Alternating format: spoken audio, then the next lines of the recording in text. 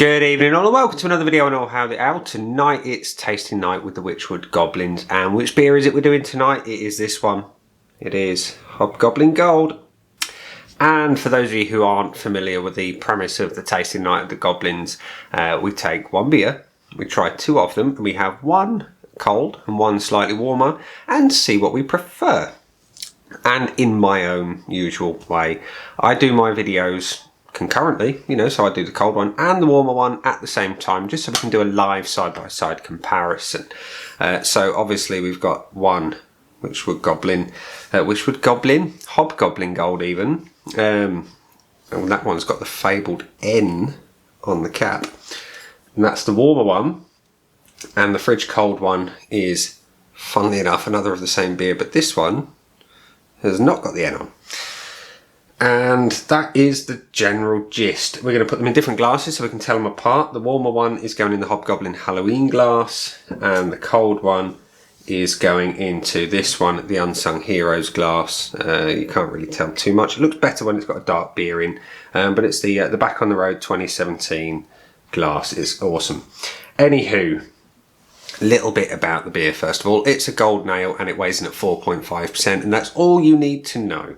Or is it? It says on the back, a solid gold legend. This combination of 4 hop varieties infused with malted barley and a touch of wheat gives this easy drinking golden beer tropical aromas of citrus and passion fruit. A biscuit-like malt base gives way to heaps of fresh lemon and lime zest. A hop kick riot of rascally refreshment. Well, we'll see if it holds true to the brief. I have done a proper review of Gold somewhere else on the channel. I'll stick the thing up there in the comments, suggestion cards in a bit. So we are going to pour, and we're going to pour the warmer one first. And this is my first end cap, shall we say. Yeah, that one. Oh, yeah, that one smells hoppy straight off as soon as you open it. Right, so the pour into this glass is pale, as we expect, crystal clear. We're not going to do the maskell pour today. For those of you not familiar with a maskell pour, well, most goblins will be. Otherwise it's just invert the bottle and slowly bring it up. It's a good pour, but we're not doing it today.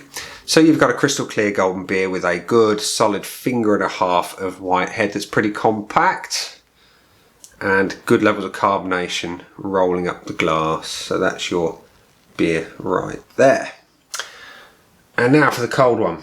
We've got a good head off of that one. Always find pale beers give a better head when they're a bit warmer. That's my experience. Anywho, so now we're going to pour the cold one into this one, and the pour will be equally pale. Will we get as much head? Depends how aggressively I pour, I guess. Not overly aggressive. But then again, it's a bigger glass. Surface area is larger. Your beer, can't really see it too well there, is still equally clear golden, and we've got a finger of white head that's very similar to t'other one. So side by side, there we are. Very well, it's the same beer. I don't know why I'm comparing the colours, just to show you them really. We're really going to concentrate on the taste difference and all that jazz. So they look the same. The head is starting to dissipate on the warmer one. Cold one, it will do exactly what it's done on this one. It will dissipate. So we're going to start by tasting the warmer one. I do prefer my pale ales cold. So this one has been out of the fridge for about 45 minutes. So it's still got a little tiny bit of chill. Anyway, let's have a taste.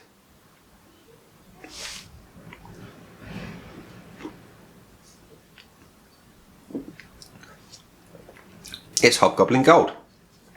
It is hoppy. It is malty. The biscuit malt really is there, and it's prominent, and it's really windy out there. I say that because you might hear the wind in the background. Anywho, the wind is just on the latch because it's still ridiculously warm, even though it is windy as hell. So yeah, so biscuit malt is there. The hops are there. Does it? Do we get what they say? do we? We get citrus and passion fruit on the aromas, apparently. Not really, let's be honest. The malt base, biscuity, yes, it is biscuity. And it's just lemon and lime zest. Again, I don't get that. I've always found Hobgoblin Gold really malty in comparison. Obviously, it's got a good hop presence, but it doesn't kind of give me what they say on the bottle. So yeah, the malt plays... Is it second fiddle? I don't know.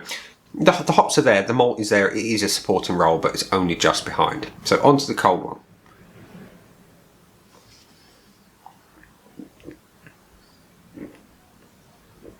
And the cold has muted some of the flavour. The hops aren't quite as punchy. The malt is very subdued in comparison to the warmer one. So, yeah.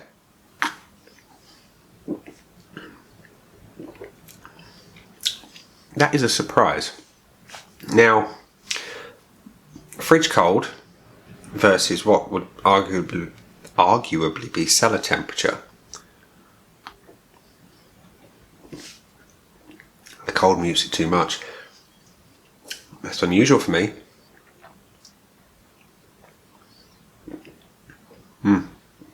Everything bursts from the cellar temp, whereas the cold one, it's really kind of compressed. Everything is still there, but it's just not as prominent in any way, shape or form. You've still got the hop presence, but it's kind of suppressed. The malt, really, that's what surprises me in the cold one. The malt is almost gone. And that is an utter shame, because in the cellar temp one, it's really there. It's prominent, it's in your face, and you get the true biscuit type flavour. That is a surprise overall, because usually I drink Hobgoblin Cold fridge cold. I'm going to have to change my mind on it. I'm going to have to start drinking it slightly warmer, which gives you a bit of a clue as to which way I'm going to swing when it says, do I prefer the cellar temp or the fridge temp? And in this instance, I'm very much preferring the cellar temp, which is in this one, which in a roundabout kind of way works quite well for the rest of this video, because I can sit and enjoy this one now while the other one warms up, and then I've got another one at the sort of temperature that I want to drink it at. So, ladies and gents, boys and girls, if you do like a bit of Hobgoblin Gold and you have been drinking it fridge cold for as long as you can remember, give it a try at cellar temp, because it's better. It's just better all round. More hop presence, more malt, and it's just, yeah, you can't beat that. That's what you want in a beer of this nature.